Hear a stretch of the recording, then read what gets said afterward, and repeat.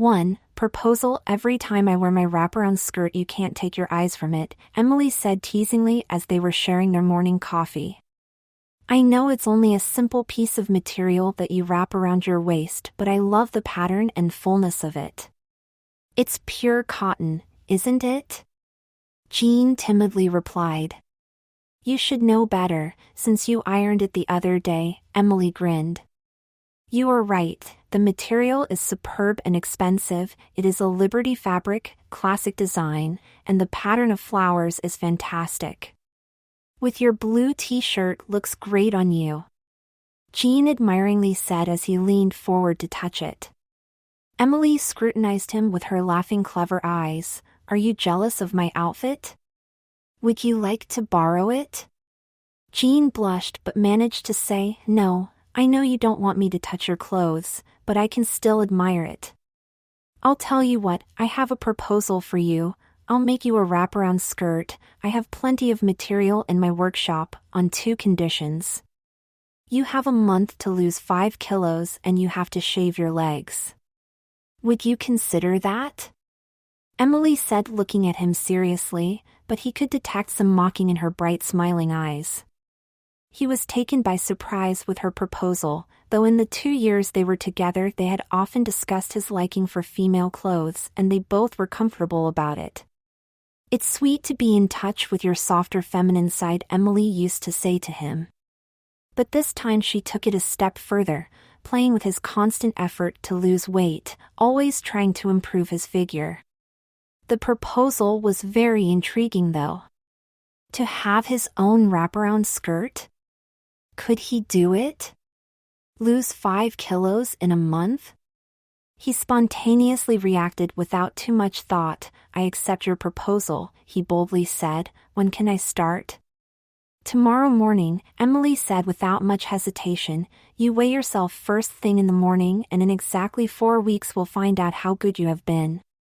It's not going to be easy, I know that much, and you have to morally help me, but I'll try, Jean cautiously replied. You have to control yourself and stop picking. You work from home and I know that every so often, you visit the fridge and nibble something.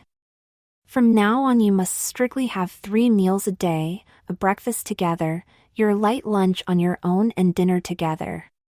I'll print out a menu for you, Emily enthusiastically said. Ever since they moved together 2 years ago, she was trying to control Jean's weight. Now it could probably happen. The wraparound skirt was a big challenge and price for him. Soon Emily left for work and Jean, sitting on the kitchen table, had another cup of coffee thinking of what had just happened. 5 kilos in 4 weeks? More than a kilo per week. It's not that hard, he can do it, he thought, looking down at his cup of coffee and avoiding to eat the little cupcake that normally would sample with his second coffee of the day. 2. A month later, it was a Saturday morning in late spring when Jean called Emily to join him in the bathroom for the final weight loss test. He just had his shower and was only wearing a pair of his plain but clearly female black cotton knickers. Wow! You nearly made it, Emily exclaimed as they both looked the reading on the scales. You lost 4.5 kilos. Shit! I was nearly certain I would be 5 kilos below today, a disappointed Jean replied. Emily felt sorry for him. He genuinely made a huge effort and half a kilo is hardly relevant. She decided to let him win. It's okay, darling, you made it. And look at your smooth legs. You must have shaved them yesterday. She looked more closely, adding, You did your arms and chest as well. Jean's face got all red. Yes, I used your special razor you keep in the bathroom, he replied. As for arms and chest, there was not much there, but I thought I might as well do my whole body. Good for you, darling, Emily added with a reassuring smile. I love your little initiatives. She stopped and winked. Your wraparound skirt is ready. I made it last weekend when you were out with your male buddies in this so-called bonding event. Jean's face lighted up as if he won the lottery. Really, Emily? I was wondering all along if you had managed to sew it, since I haven't seen you recently in your workroom. I'll tell you what, go and put a black t-shirt on and come to my workroom.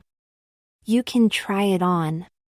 Jean without a word rushed to the bedroom, and within minutes he was back standing in front of Emily in the middle of her workroom, wearing a black cotton t-shirt and his black knickers.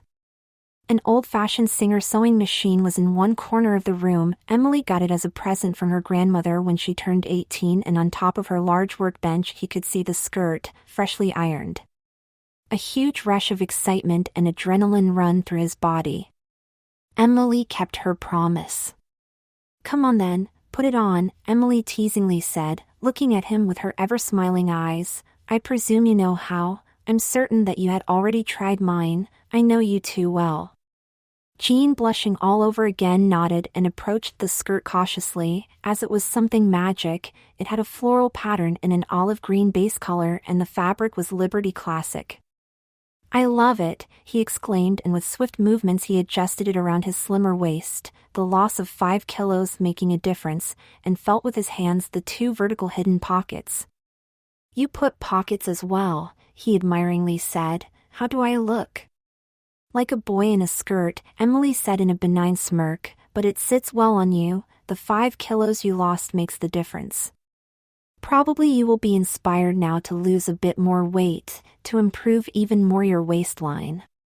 A girl without a waist is an anomaly.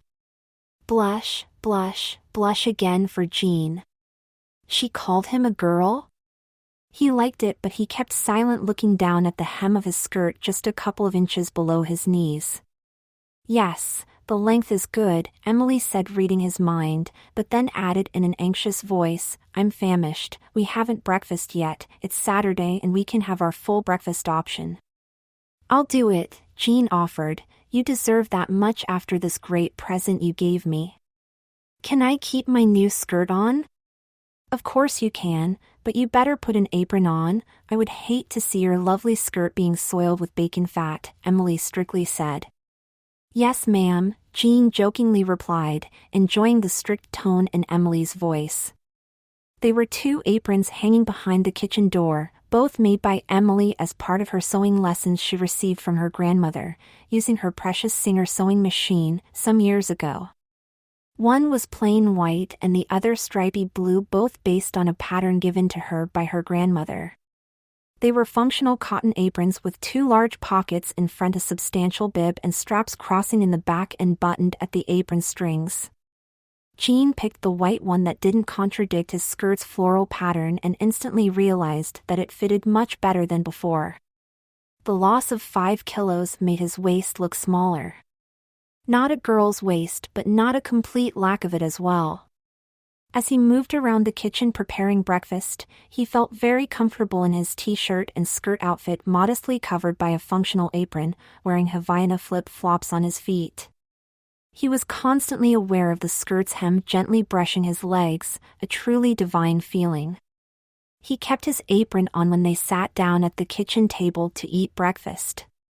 Emily couldn't stop herself commenting, "My, you look so domesticated, as a housewife from another era," she exclaimed. "This apron based on my grandmother's old-fashioned pattern makes the difference, and you obviously enjoy wearing it," she concluded, looking at him meaningfully. "Yes. You are right, I am very comfortable and relaxed in that outfit, as if I belong to it," he bashfully replied with a blushing. "Belong to it? That's a very strong statement," Emily chuckled, "though I can see that at the moment you are strongly in touch with your feminine side. In this gender-fluid world we live, this is not unusual. Our age group is much more adaptable to that attitude." "Thank you for being so helpful and understanding," Jean said, showing gratitude in his voice. "Can I have some coffee, please?" Emily said in an anticlimax mode. "Sorry, I forgot," Jean replied as he stood and scurried to the countertop where the coffee was brewing. He poured it in 2 mugs and brought them back in a small tray, accompanied by a small jug of milk. Emily had an amused look as he put the mugs on the table. "You could be a maid, you know. You look like one at the moment. The black t-shirt and the large white apron completely covering your skirt gives you that look. and bringing the coffee mugs on a tray had emphasized it even more. She chuckled. Jean felt a strong jolt of excitement as if an electric current ran through his body. Not only a girl, but a maid? He sat again with the coffee mug in front of him, not knowing how to answer that. He finally decided to be open with Emily. I like being dressed like that, and what you just said excited me mentally and sexually. I don't know why that happens, but the feeling is very strong. You are a boy with boys' sexual organs, that's why you are sexually excited, but I think is more than that. You strongly identify yourself as a female maid, not unusual for submissive personalities like you, Emily said using her psychologist's calm voice. You certainly managed to asses me in a single phrase, Jean managed to say. I'm not just a pretty face, dear, Emily said. I spent many years studying clinical psychology, you know that. I came across people like you before. Jean felt uncomfortable hearing that clinical approach. So what now? You made me feel a bit uncomfortable. Are we still a couple? Emily realized that she managed to frighten Jean with her clinical interpretation of his condition and said in a haste, Don't be silly, sweetie, I love you the way you are, otherwise I wouldn't have been with you for over 2 years. I love your other side, your feminine side, I detest macho men. She said with conviction. Jean felt an immense relief. He loved his Emily and he loved his feminine side. Could he combine both? He nearly knocked the table down as he jumped and approached Emily for a hug. They both stayed hugging for a long time as Emily was whispering in his ear, I love my girly boy and I also get a sexual stimulation when I see you demonstrating your femme side. I don't mind you at all if you prefer to be in a skirt, you work from home anyway, so enjoy your wraparound skirt. Jean was sexually charged now as he replied with another question, Can I do my weekly housework in a skirt rather than my jeans or shorts? Every Thursday was a housework day for Jean. That particular day he was properly cleaning the house. That was an agreement he had with Emily ever since they had moved together. He had claimed from the very beginning that he would prefer to clean the house rather than employ an outside cleaner to do it, and Emily had agreed. I have a better idea, Emily replied, a mischievous look on her face. I'll buy you a couple of cheap polycotton housekeeping dresses to do your housework. That way you can preserve your other clothes, male or female. A maid's dress and apron every Thursday from now on. Are you happy with that? Jean's reaction to that was sexually obvious because Emily laughed as she touched his member. Don't bother to answer that, I've already got my answer, sweetie. Jean answered anyway, blushing all over again, yes, I'd love that. It would put me into the right frame of mind for my housework. 3. Several months later, he is the maid now. I'm off, Gina, Emily yelled from the hallway. Can I have a word? Yes, Miss Emily, Jean said, appearing from the kitchen wiping his hands on his work apron. Emily, a thin grin on her face, looked at Jean, appropriately called Gina now. She could see his cheap gray polycotton dress under his apron. I left on the bedroom bed some clothes for the dry cleaners. Please take them when you go out for your weekly shopping. Yes, Miss Emily, I'll do that, Jean said, letting his apron drop in front of his dress and smoothing it. He looks so much like a female domestic, Emily thought as she carefully looked at him. Jean's hair was a longish bob with a fringe in front, and his breast forms were giving him a proper female bosom. Thick black tights and plain black shoes completed the image. Thank God he has soft features and he can get away in public. A plain-looking woman working as a domestic in one of the rich homes in this affluent suburb is not an uncommon sight in this neighborhood. Thank you, Gina, I'll be back late today, definitely after 7:00 p.m., a busy day for me, so you will be serving dinner around 8:30 p.m., Emily casually announced. Yes, miss, have a good day at work, miss, Jean said, feeling all along his position in the house. Yes, Gina, I'll do that, and make sure you keep your work dress on when you go out shopping, nothing to be ashamed of, you are a working girl like many others. Just don't forget to remove your apron, Emily benignly said with a chuckle. Goodbye for now. Yes, miss. Goodbye, miss, Jean said with a slight bob. Emily started for the door, but she suddenly turned back and said, Come here, you. Jean walked fast to her and Emily gave him a long hug, whispering to his ear, You naughty boy or girl or whatever you are, people reading this story will think that you are just the maid in this household. But I am, miss. I want to be, Jean whispered back. You are more than that, Emily kept whispering as she was playing with his bra straps through the light polycotton material of his gray dress. You are my housewife and bed partner, my alter ego, the one who willingly got the supportive role in this relationship. Yes, I'm that and more, Jean said, feeling a strong sexual tension. I better go, dear, because we're getting excited and I don't have that sort of time. I have a full agenda today, Emily anxiously said and let him go.